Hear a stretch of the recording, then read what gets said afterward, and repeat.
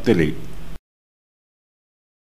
நப்தலி விடுதலை பெற்ற பெண்மான், இன்பமான வசனங்களை வசனிப்பான். நப்தலி என்னும் பெயருக்கு போராட்டம் என்று பொருள். போராட்டத்தின் முடிவிலே வெற்றி கிடைக்கும். நப்தலியின் போராட்டம் ஆசீர்வாதமாய் முடியும். நப்தலி விடுதலை பெற்ற பெண்மான், இன்பமான வசனங்களை வசனிப்பான் என்று யாக்கோபு சொல்லுகிறார். நப்தலி கோத்திரத்தார் பெண்மானைப் போல எல்லோரோடும் இன்பமான வார்த்தைகளை பேசுவார்கள். அவர்கள் அனைவரோடும் சமாதானமாய் இருப்பார்கள். நப்தலி கோத்திரத்தார் மற்றவர்களுக்கு கீழ்ப்படிவார்கள். யாக்கோபு நப்தலி கோத்திரத்தாரை பற்றி சொல்லும்போது அவர்கள் விடுதலை பெற்ற பெண்மான் என்று சொல்லுகிறார். அவர்கள் தங்கள் விடுதலைக்கு முக்கியத்துவம் கொடுப்பார்கள். அவர்கள் சிறையிருப்பை விரும்ப மாட்டார்கள். நப்தலி கோத்திரத்தார் சோம்பேறியாக சும்மா படுத்திருக்கும் மான்களை போன்றவர்கள் அல்ல.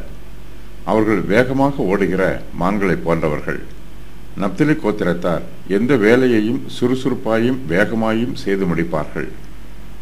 அவர் என் கால்களை மான்களுடைய கால்களைப் போலாக்கி என்னுடைய உயர்தலங்களில் என்னை நிறுத்துகிறார். சங்கீதம் 18:33.